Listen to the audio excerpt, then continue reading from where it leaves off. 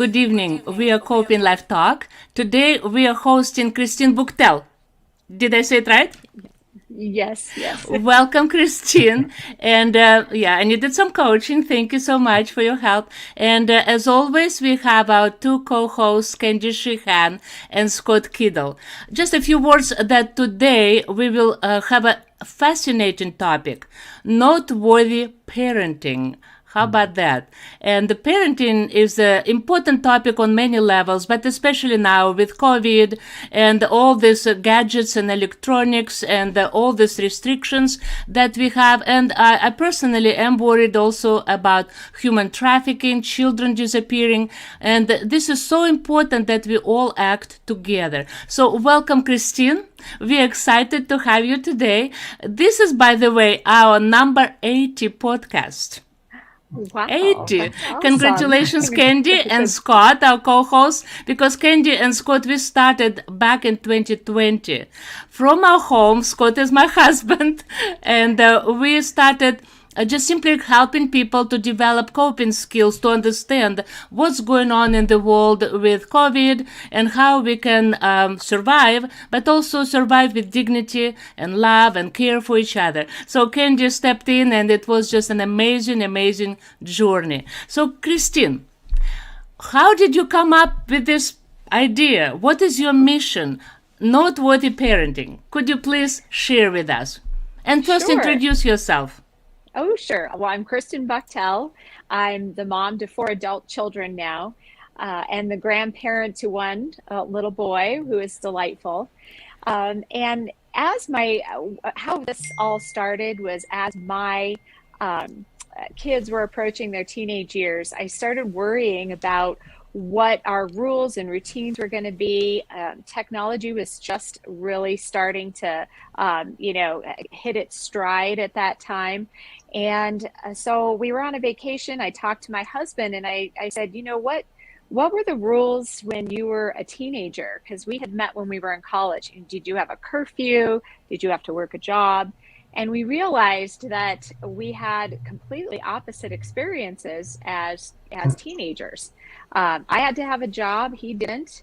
I had to be in by a certain hour, and he didn't need to be in by a certain hour. So we realized that already, parenting teenagers could be difficult just from the standpoint that we may not have been on the same page. So as we were driving, we started developing what we thought our systems and rules and routines would look like as we approached these years. And I took notes as we were driving, and the kids were in the back watching, a video, endless videos while we were, so there's a whole screen time issue there. I probably should have addressed back in the day, but we had these plans and they ended up being our best parenting tool as we went on through the teenage years. So what led to the book was that we shared this with people that we knew, people we worked with, and they loved the idea because even though there's so many great resources for parenting, and but you may want to take bits and pieces of what you've learned to make it your own. And so by doing that and then putting your notes into a plan, you put yourself as parents on the same page and you put yourself as a family on the same page. And, we all know that society and technology is advancing faster than we can really keep up with. So having a good solid plan, but also kind of keeping an eye and an ear to what's out there for the future, I think is probably going to need to be the new way of parenting. So that idea came along and we decided to put it in our idea into a book. And I wrote it with the idea that I've been a parent and a teacher, and it needed to be something that was a quick, easy read for parents. I didn't want them to feel like there was one perfect way to parent, but rather the instruction manual that they can come up with is likely going to be their best tool. So I talk a lot about not being perfect, but taking the time to plan out your parenting. So there's lots of places to write in the book as they get ideas. I tried to keep it short by adding some illustrations, so parents could get a little bit of a chuckle out of it as well. So that's the whole story. And this is a fascinating story. By the way, your book, our audience need to know that your book received 3 national awards. And one says National Parenting Product Award. So, how did you make it? Besides, it's your first book, and you immediately received awards for the content, for the first of all the material that you put together. Second, for illustrations, and just like I went through your website and your media kit, and it's just amazing. So, why your book got all these awards? Why it is so important? Well, as an author who self-published, I felt it was important to, put the book out there for parents. The three of the awards are Colorado Independent Publishing Awards, which would be the editing and the illustrations, and then the family content. And then the National Parenting Award. I put the book into that platform and applied for that so that it's hard as a self-publisher to and a first book to get that out there for people to review, and just really trusting the content, and the idea and the art, or the illustrations, to take hold and hopefully make people feel comfortable enough to read the book and enjoy it. And it did. I luckily earned some of that recognition, which has helped to get the idea out there. And that's really what's more important to me, is getting the idea out there, rather than collecting awards. So, but it's been fun.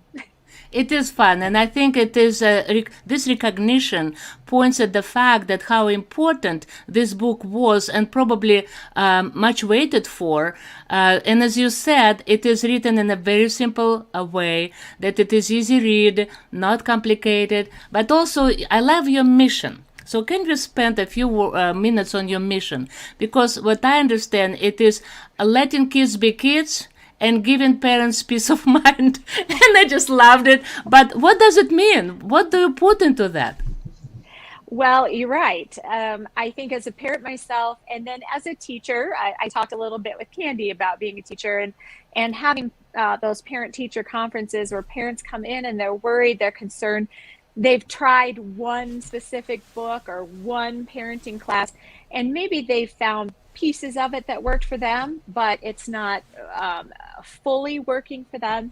And the idea that you can take all the wisdom from a book and a class and maybe a blog post that you see online and pull it together to make it your own is a much more comfortable way to parent.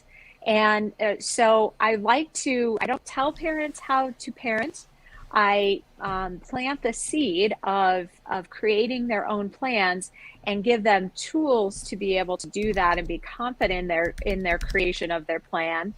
And the mission is that, I really feel that we live in a time that is one of the hardest times to parent. There's just so much changes going on. There's so much to keep track of, not only to learn technology for ourselves, but then to anticipate what the good and the bad will be for our children. Taking the social issues that are ever changing, or dealing with a pandemic, how can we help our kids through those things, and working together, not only as parents, but in your greater parenting network, other parenting friends, through school or your church or wherever, your community is. And that we can't really, exactly look to past generations or to our parents for all of our parenting answers anymore. When I was raising my kids and they were approaching the teen years, my parents didn't have to raise kids in the time of the internet and social media. So it was, I wasn't able to go back and say, how did my parents handle that? But rather, I had to look to, what is out there in the news? What are my peers doing? what is recommended by my pediatrician or the kids' teachers, and take all that information and make it my own. So empowering parents to not feel they have to be perfect, but to consider putting together some thoughts and plans for their parenting so that they have something to lean on. Absolutely. So Candy has a question. Okay. I think what you just said was just so important. It was earth shattering to me because I think I looked at my parenting as I kind of looked to my parents for guidance. And, my kids were young when everything was changing. It had just started to change very rapidly. I was not prepared. And I never thought I'd have such a strong willed child. It was shocking to me. And I didn't handle that very well. But moving forward, I'm a better grandma than I was a parent, I think, because I kind of see the world a little bit differently than I did when I was raising my own kids. One of my concerns right now, and I don't know if how to. I got to have lunch with a teacher last Sunday. We had a church dinner, and she just said, our kids are not okay. She's working with middle school kids right now, and they're struggling. She's very worried. She said the year before had been so hard on them, and they're not really fully recovered yet. And I didn't know if you had any advice for parents when those are things, honestly, that they can't quite control. And it might be outside of their planning to help kids through that. And I wondered if you had any thoughts about that kind of a thing. Sure. I always comment ahead of time that I have thoughts, but many parents may have different thoughts out there. So I'll start with that. I think it's very important to remember, and it's hard for us because we live in a society where we want our kids to do their best, and we're very competitive a little bit. We know we want them to, get the scholarships and make the team because we worry so much that if they don't, they may, fall into bad social circles, etc. And so it puts a lot of pressure and anxiety on parents. And I think because of this past year with COVID, our kids haven't socialized, and there's just been such a complete upheaval of our lives all around. So for kids and parents, I think it's such an important time to take a deep breath and say, the whole entire world has undergone this chaos, if you will. This whole entire world, all the kids, all the parents, at being a former teacher, if I was to go back and if I would have had to go through this experience and then come back to the classroom, I would understand that we're not going to be able to start where I usually start teaching. I taught first grade. My kids coming in this year wouldn't maybe have a full grasp of the alphabet. So I would have to really consider where they're at instead of where the curriculum starts, and understand, as a teacher and as parents and as people trying to help our kids through this, we have to let go. We have to let go of the fact that our kids aren't going to be spot on, and all the kids are not going to be we're at grade level. Or there'll be some. I'm putting a blanket over it, but kids they are going to all be in the same spot. We need to understand we're going to be a year behind, and let's work together to take that stress away of trying to catch up and get them caught up this year. No, let's take their emotional stability into consideration, and they'll get there. It's just going to look different than all the other years. So that would be my take on it. Okay. I'm just curious, has the Department of Education factored in what just happened to the American education system? I think that's a great question.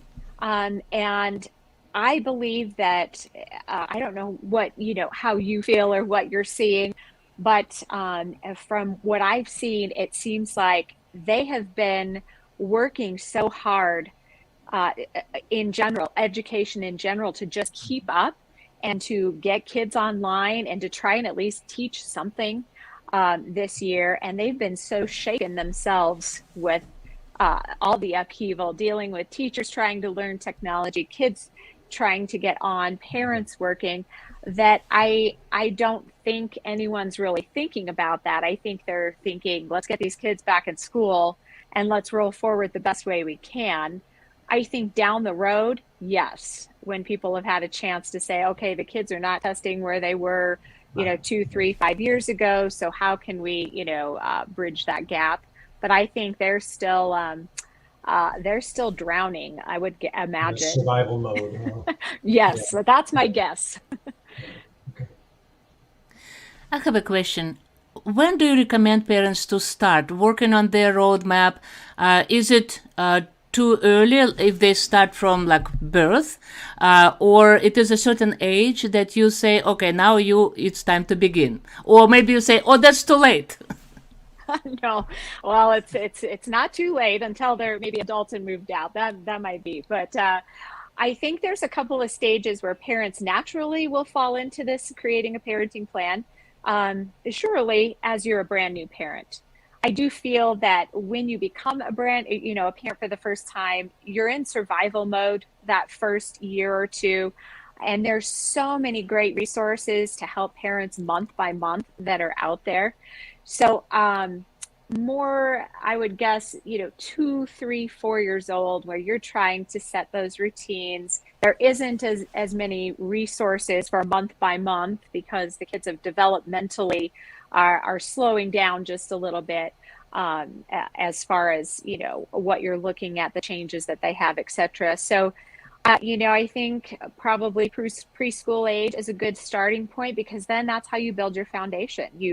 Whether it's teaching them financial management, or it's teaching them to, be courteous, or whatever your family goals are. And then I think, there's a real push and there's a real need that I see for parents that have kids that are, say, 5th grade, 6th grade, before they head into middle school. The parents have a lot of anxiety about their kids becoming teenagers. Maybe they feel like it's come too quickly, and they aren't ready for dating or driving or all the things that come with parenting. And so I think that's a real spot where parents feel the need for this. So those, I would say, any time is good. Anytime you feel that stress of parenting and that worry that something's coming that you aren't ready for, that is the signal that it's time to create a plan. Yeah, and it's probably better to be more proactive and preventative, right, than to act during the crisis time. Yes. But I love the quote of Leo Tolstoy.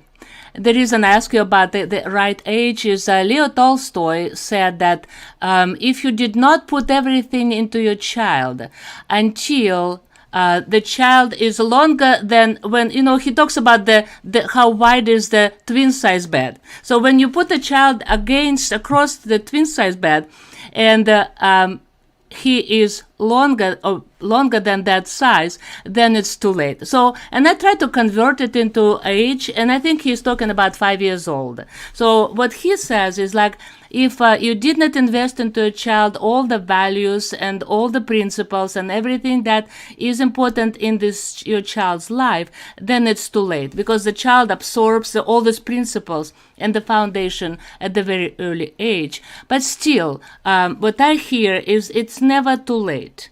Even if we failed for whatever reason to invest into a child all that the child needs, then it's never too late to start. But I have a question about 2 children. For example, I know that when a child is born, new parents just put all efforts. And I was ironing diapers. I'm from Russia. It is like your probably grandma did that. But we are like, 50 years back. And so I was ironing them on both sides. I was folding them. And everything should be perfect. What you are talking about, don't be perfect. And then luckily it was 9 years difference between my children, so I did not become kind of reckless. It's like, oh, whatever, he can take a pacifier from the floor, put in the mouth. And I was boiling everything both times. But is it necessary? So where's that golden middle that you are still performing well as a parent, but you don't have to really be perfect, because it is a judgment from grandparents and maybe siblings that you're not really doing well. So how to avoid that stress? Yes, I think that is the common thread that will remain through the generations is as you become a parent for the first time. Just to give a good example right here that fits so well to this, I'm the oldest child in my family, and there's 17 years between me and my younger brother. So there was five of us, and I did help out a lot. I babysat a lot. So I felt like when it was my turn to have a baby, I was ready. I knew all the things. No way.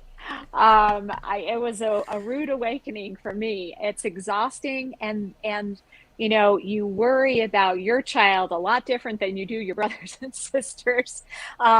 So yeah, I think that's one thing that will remain through the generations is we'll always have that first child where we do Yeah. everything and try to be perfect. But and then in finding that balance, I believe that you know it happens as you realize that there are doctors and nurses and psychologists that have books out there. They're telling you best practices, but somehow they didn't have best practices 100 years ago or 200 years ago, and yet we're all here. So there is that moment of realization that if the pacifier did fall on the floor and you popped it in their mouth, that maybe they did end up getting a cold or getting sick, but you need to build that immune system too. So Yeah. relaxing a little bit. Plus, I think kids and parents today, because there's so much change in the system that there really hasn't been in other Yeah. generations, parents have to exhibit that imperfection in I'm still learning too. So if your child comes home and they come home with a term or maybe a slang word and you don't know what it is, it's okay to say, I don't know.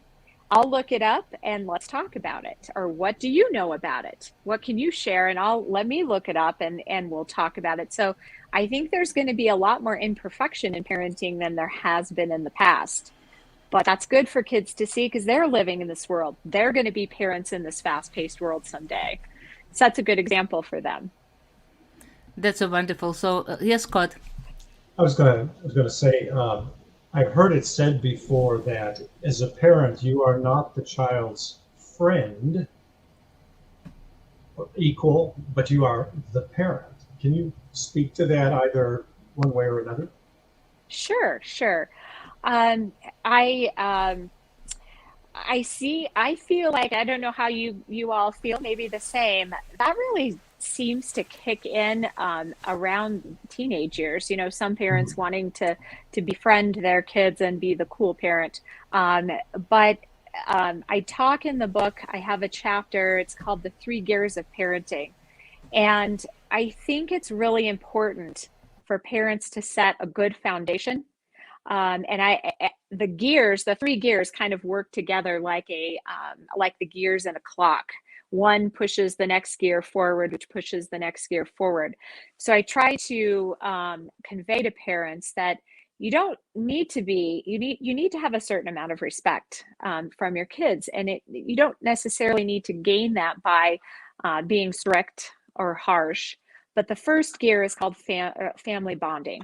So the time that you spend with your kids, enjoying books with them, going to events, sharing your traditions and your culture as a bigger family, your kids watching how you interact within your family and within society builds that foundation of respect. So that as you move to the next gear, which is called coaching behavior, which is discipline, but a little bit more of a mentoring look at discipline, your kids are respecting you because you have that natural bond with them, and you're able to coach and mentor them as they grow into being able to do things themselves, which is the last gear of letting go.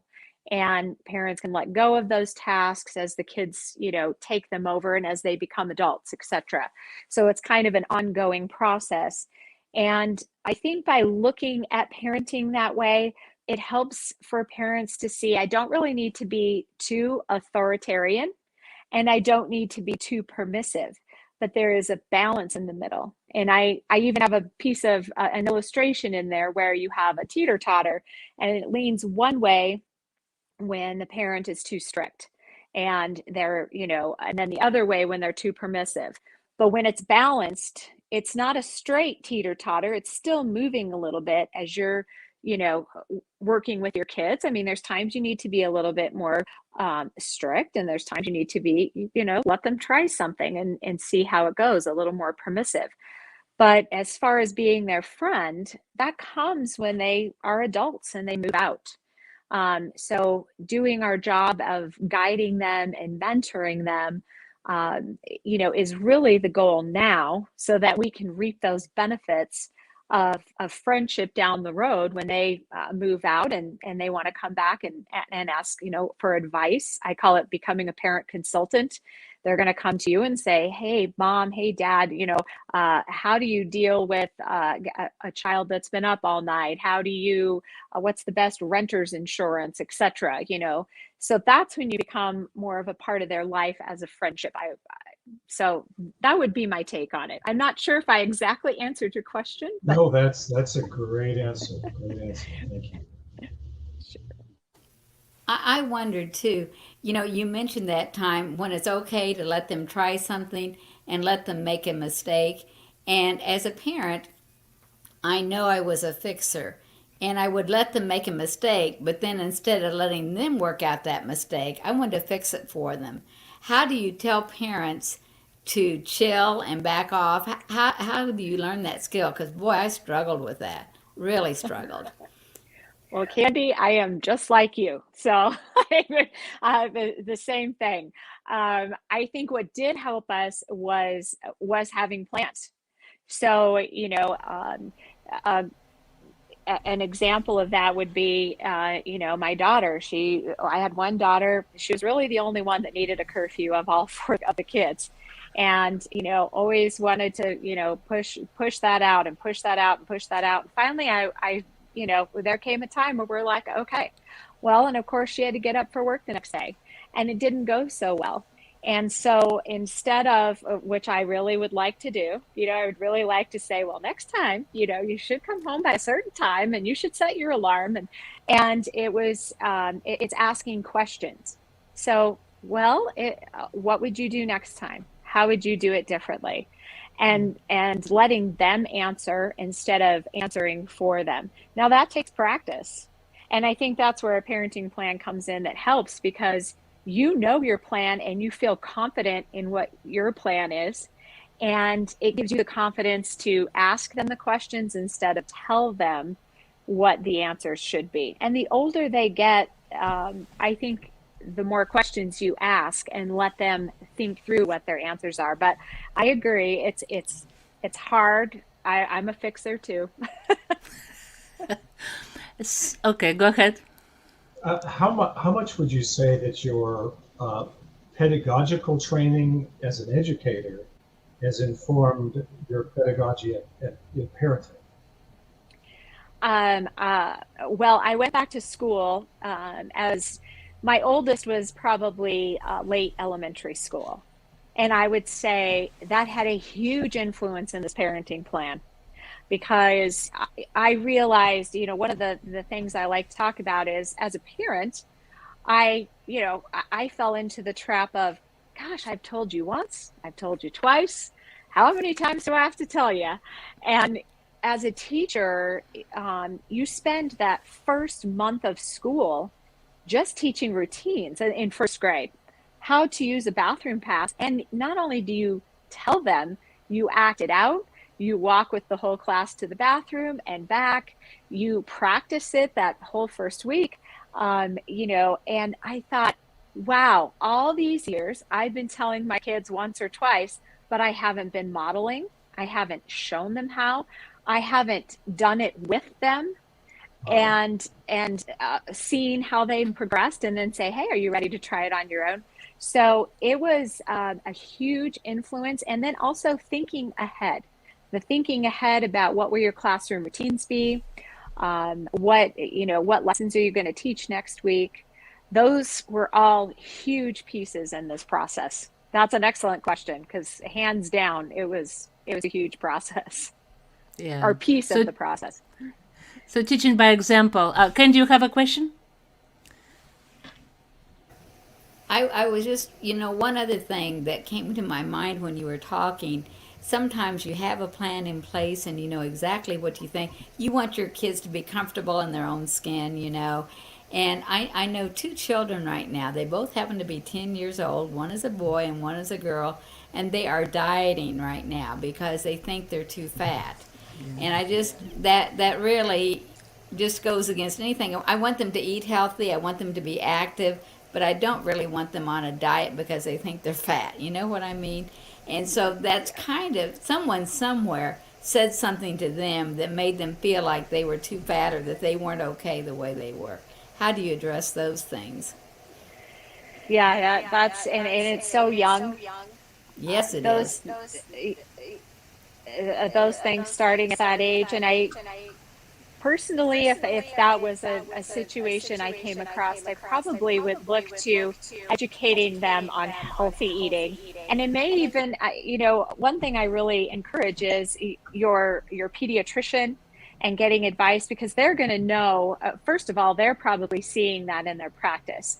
So they may have some really great resources for you to use so that you can talk with the kids and talk about healthy eating habits and why there's pressure in our society to diet or to look a certain way. And so I think it's probably finding those good resources about talking about society's pressures. What is a healthy way to live your life? And surely we all can't eat cookies all day long. And gosh, at 10 years old, I think that's probably what I would have liked to live on, not even thinking about, being healthy. So it's a good lesson for them all around. But boy, I would think it's an excellent time to talk about that before middle school and high school kicks in. Because once you start seeing the middle school and high schoolers, they're going to have a harder time trusting what you're trying to teach them versus what the cool thing is to be in school or the everyone's dieting, etc. But 10 years old may actually be a gift. It might be a gift that they're experiencing this, that you can talk with them and work with them before, they hit the older years. I have a question that takes me back to your mission. Let kids be kids and that parents get a peace of mind. So I want to bring up the issue of this generation, and it's probably like not now, but maybe 15, even maybe more years that is going on, that is called helicopter parents. And so talking about fixers, and then many parents, and of course there are reasons for that, danger, kidnapping, and so parents want to be sure that the child is on the bus, going to school, not wandering around. So that question, that of course gives peace of mind to parents when they kind of hover over their children everywhere. But how would you recommend it that parents do have peace of mind, but also the kids are safe? Sure. It goes back to teaching, I would say, and what I learned by becoming a teacher. And it would be that, first of all, having a plan gives you confidence. So it's going to help to let go of those anxiety, that anxious feeling about, are the kids doing their homework? Are they making it to school safely? What is a plan that makes you comfortable? So if we're talking about, say, allowing your child to walk to school, kindergarten, you may live far enough, but that's not comfortable. That's not a safe way to, let them walk to school. So you walk with them during kindergarten, but while you're walking with them, you're teaching them. We look both ways before we cross. And then, can you tell me, is it a safe time to cross the street?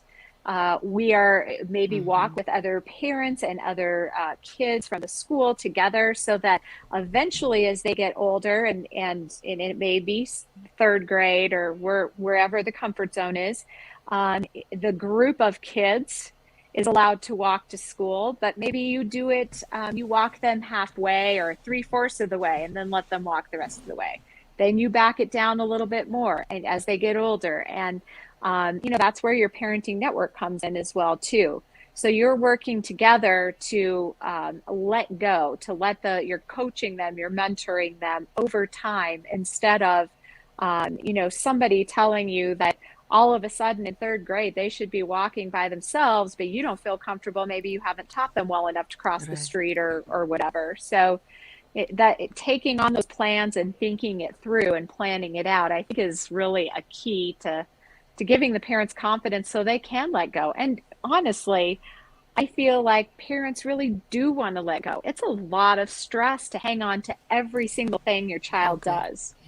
Absolutely, it is. It is. But what I hear is there are two levels of having peace of mind. First of all, this one that let the child do what the child is ready, of course, prepared, has a foundation to do it independently. But also, of course, the peace of mind, not being anxious over a child going around alone. So it's like you gave the freedom, but you did not give freedom to yourself to be free from anxiety, waiting. Okay, did she call? Did she cross that street? So am I right? Yes, I would agree with that. So that Yes. that means a full peace of mind. But with that comes also your teaching about how to use gadgets, how to use cell phones. What surprised me, what you say in your blog, the day you hand over a smartphone to your kids should not be the same day you try to teach them all of the dangers of smartphones. Could you say more about that? I thought, like, naturally you give the gadget and then you give the whole list of all the obstacles, dangers, and temptations. But obviously not. So tell us about it. Sure. Well, fortunately, in most schools, there's curriculum that teaches kids along the way about not only how to safely hold on to technology, iPads, etc., but how to be safe online at an age-appropriate level. So I would recommend that parents ask about that curriculum and get information so that they can be teaching those same things at home. I had to learn the hard way when my kids were old enough, with computers, etc. The only child protection that was available was the advice to keep it in your TV, your living room, so that you could keep an eye on what they're searching. Well, that never felt comfortable to me. It's only been probably in the past 3 to 5 years, 3 years that they've really started coming up with good child protection software for all of the gadgets. But parents are busy, and we're busy learning our own updates and new phones and all these things. And yet, when the time comes for our children to have these gadgets, we haven't even thought about taking the time to teach them, what is safe, what is not safe. So sitting with them while you're using your technology and talking out loud, oh, this looks like spam. Do you know what spam is? Or, I'm on social media right now, and this is, even as an adult, I put, child protection on some of my own. I don't want to see or come across things that are not appropriate online. And so Yeah. it's good for kids to see even adults do that, because we don't want to see or participate in that. Or if somebody comments on something on social media or in an email, talking with your kids over time is training them. But more specifically, there are a lot of great resources out there, and I promote them on the other accounts on my social media, that their sole goal is to help parents with this. And they have recommendations: teach your kids this at a certain age and then migrate over to this. And that would be something that's perfect to add into a parenting plan to help parents, so you don't feel like you're starting from scratch when we are just trying to keep up with technology ourselves.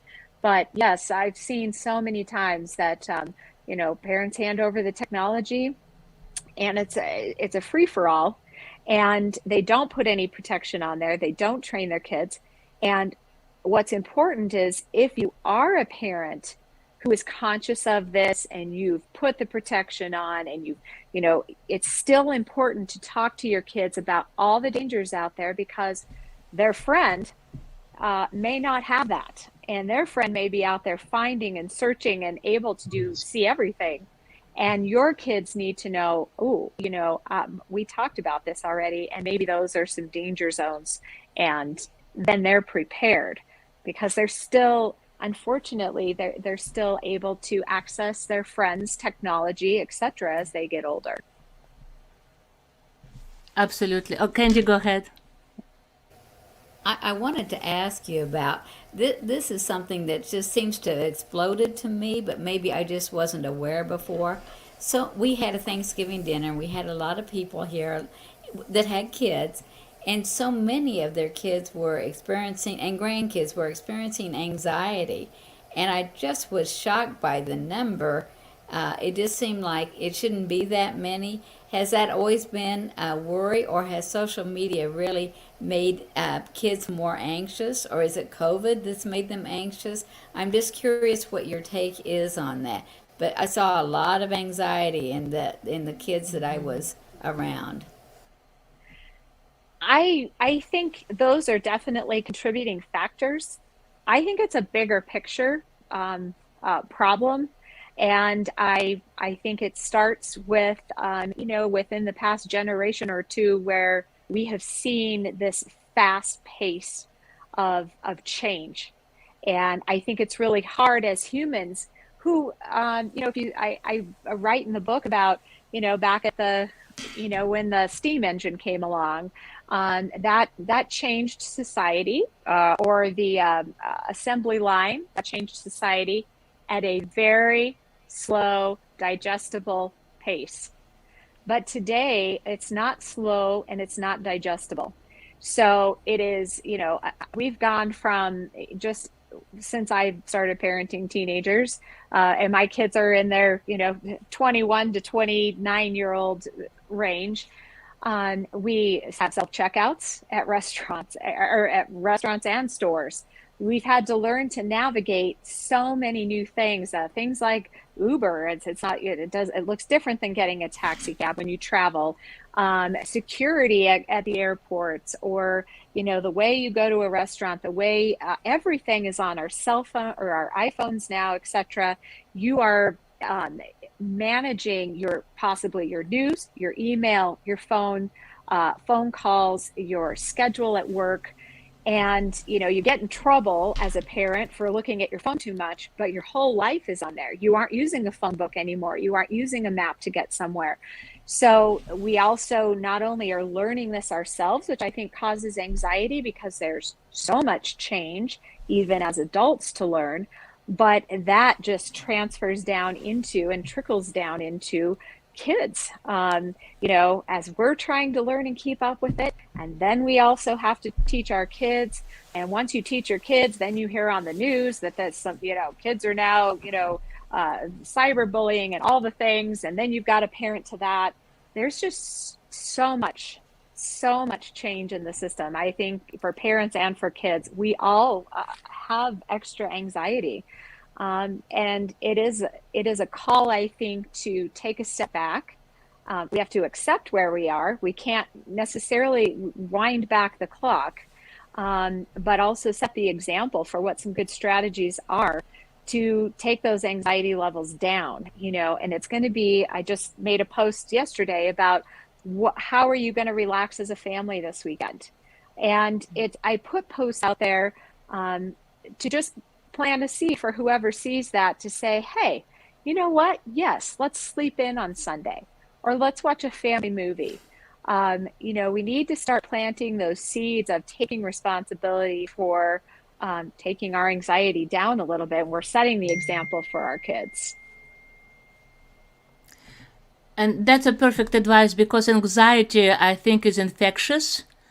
and it is really easily to be spread. It's like a bug, and it affects parents. But since you talk about the peace of mind for the parents, I think that's maybe where it starts, working on anti-anxiety approach as a family. So again, coming back to your wonderful, noteworthy idea of having everybody on board with the family plan.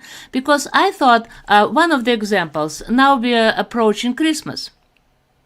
So, of course, grandparents probably are already busy in stores and shopping or online. And while younger parents, for example, say, no, we want to have new rules in the family. We don't want gifts for ourselves. We don't want gifts for our child.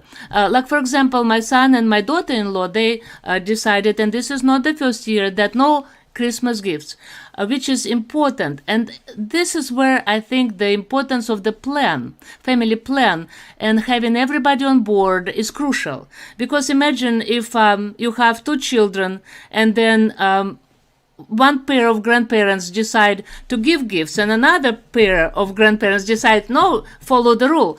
And so that would be a catastrophe, I think, and it's not fair to the parents. So how will you advise parents to approach this Christmas? Besides, you also laying the foundation of having kind of mindfulness about spending money and importance of values. What do you spend money for? That's a perfect time to do that. But how to get the whole family on board with that?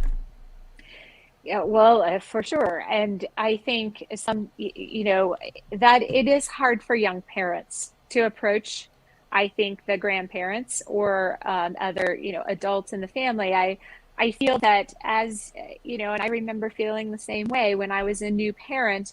You're still transitioning out of being a kid, so to speak. Even though you're an adult, there's still that feeling of older adults, write the rules, and they, there's expectations, and your, the way you treat older, adults. And so I think the longer, the older you get, and the more experience you have, the easier it is to have those conversations.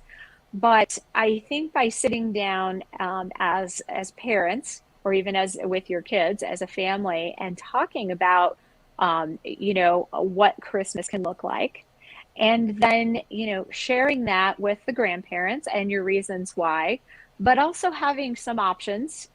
So an option might be, instead of a present, maybe you have an experience and you give an experience. So you take a pottery class with the child, or you go to the zoo, and offering grandparents some options, because, I'm a grandma, and it's just fun. And don't we deserve to have a little fun as grandparents, because we worked so hard as parents. To become But maybe there's some options there that you can also be teaching your children lessons. We had a year that the kids, instead of, they had their birthday party, and they could have friends to their birthday party, and we didn't, it could be their class. This was the one year, but there were no gifts. They had to bring something for the local shelter or the food bank instead of gifts. And that was hands down one of the most memorable birthdays our kids still talk about today. So you tell those grandparents, hey, let's do something like this, or let's participate in a different way, but maybe give the grandparents some options. I think that's a great idea. Thank you. And also, since we live in such a diverse society, Christmas is not necessarily Christmas and a holiday for all people. And I think for grandparents, it's a great way to also learn something new.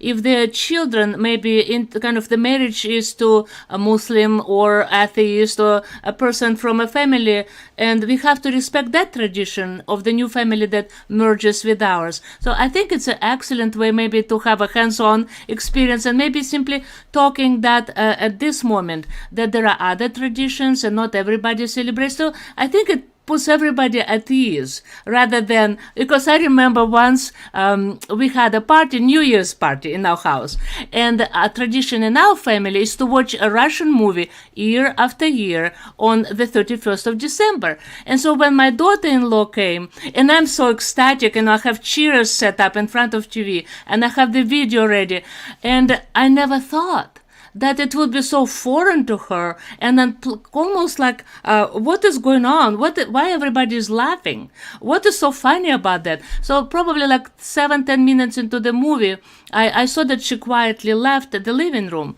and it just finally kicked me. Like, wow, what I like, it not necessarily is likable for others. So I think it also gives a peace of mind now to our family. When we gather, we just don't do this. We just do what everybody likes, and we found ways to find those things. We worked on that, and you mentioned pottery. I was excited because my daughter-in-law is a wonderful potter, and she makes beautiful, beautiful things. So one day she took us to the class, and that was awesome, and learning something new. So that's, I think it's a good idea to have a family plan, and when it comes to holidays, right? Not all. Yes. Yeah, go ahead, Scott.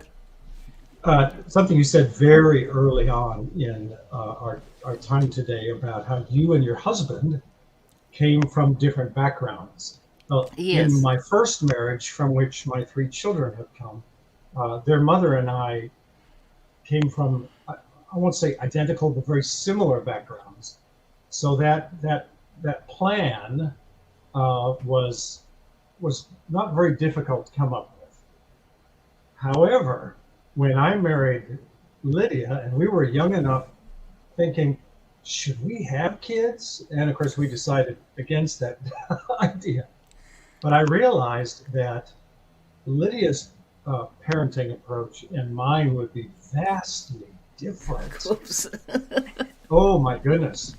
And were we to find ourselves in the place of parenting together, arriving at a plan would be, first of all, difficult, but ideal. I mean, very important, because my intuitive approach to dealing with a situation with a child would be this thing over here, and Lydia would be, oh no, we cannot do it that way. We need to do this. So all that to say, how do you get both parents to come to an agreement on how to parent when their backgrounds are so different? Well, I think first of all, just taking the first step to talk about it. So having that conversation before you get in the heat of the moment, with a parenting topic, it is such a great way to start, because then both parents realize that they're not on the same page, maybe even more so than they would have anticipated. And then it gives you the opportunity to talk about where your give and take is a little bit. So it might be that you talk about things, and my husband and I were raised pretty similarly, but yet had different experiences. But having, that conversation about, should our kids have a job in high school or not? And talking about what my experience was. He talked about what his experience was and what the reasons were. He was very involved in school activities, etc. And should we, as part of expecting our kids to slowly start being responsible for financial things as they were teenagers, paying a little bit for a car or their own gas. When they turned 18, they had to take over their insurance. We felt it was important for them to have a job. And so we slid a little bit more to what my experience had been. But then with curfews, he didn't have a curfew and I did. We did set up a curfew, but we really found we never used it. So, it's you come together, and you have to have that give and take, just like you do in a marriage. And I think it's really good to have those conversations, even to bond as parents ahead of these things.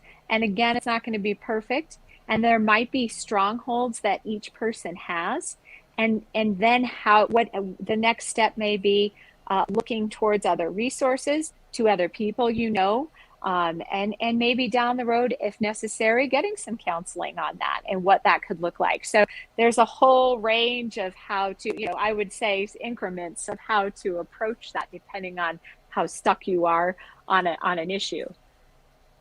And I think that's an excellent question. And thank you for this answer, because there are many families now that are extended families and very complex relationships. So again, how will you raise children without a family plan that all, like, because now there are two, used to be two sets of grandparents, now it's probably four or more, and it's very, very complicated to have everybody on board. But again, so what I hear from your approach is the most important thing is to agree on the things that are essential. And non-essential things, if we raise children smart and independent, then we truly can have a peace of mind, because we can trust that they will make good decisions like we do. And of course, they will make mistakes. So one last question. What do you do as a family when you agreed on the essentials, but it was a mistake, and it's kind of a big one, a mishap? So how do you regroup? How do you avoid having a big argument about whose way is right and whose way is wrong as a parent? Well, I'd like to say that my way is always right, but yes. Yes, I think when those times happen, and I do mention that in the book, even if you have a plan and it's not going as planned, you have to update or tweak your plan and come back together. And it's fair to say you can have an anger and blow up and have a little time to cool off. It may not be that you can resolve that day because you need to cool off and think about things, but coming together and listening to each side, and then trying to find where the error was. And I think as best you can, we're all human, and what is the best thing for the child or children moving forward. And it might mean that I have to admit that my way was not perfect, which is very hard for me to do. My husband will tell you, but you grow and you see, and it's good for the kids to see too. It's good for the kids to see it didn't work, and mom was wrong, and mom apologized, or mom and dad came together and they tweaked or updated the plan and the system, maybe even if the kids are older, with the kids' input. It's natural, and that's a part of why it's not a goal to be perfect as a parent. And it's wonderful. Modeling. Yes, modeling I was just it. going to say, modeling the conflict resolution in front of your kids is wonderful. Absolutely. Well, yeah. And what a lesson when you can say, I'm wrong. And then children will, next time, will not be as defensive because their mother or father admitted that they were wrong and apologized. This is a wonderful, wonderful podcast today. Thank you, Christine, so much. I honestly want to invite you again, because it seems like it's such a depth there that maybe we will set up a kind of a narrow topic next time and invite you again. And I will let you know the questions when they come, and maybe next time we can base it on those questions that our audience will have. Thank you so much, Christine. And please say hello to your husband, because it seems like this whole program originated from your conversation together. Yes, thank you so much. It's been a pleasure. Thank you so much. Have a wonderful, wonderful day. You too.